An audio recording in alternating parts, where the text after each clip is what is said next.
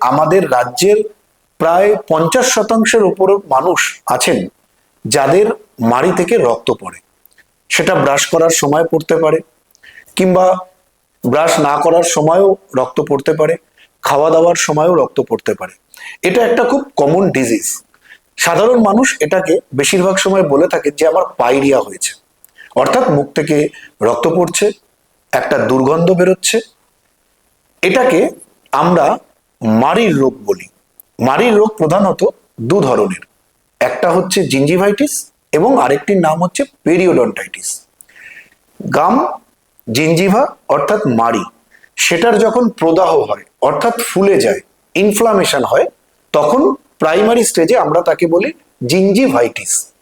এটাই যখন অনেক দিন ধরে পারসিস্ট করে যায়, সেটা একটা ক্রনিক রোগে পরিণত হয়, তখন আমরা তাকে বলি পেরিওডন্টাইটিস।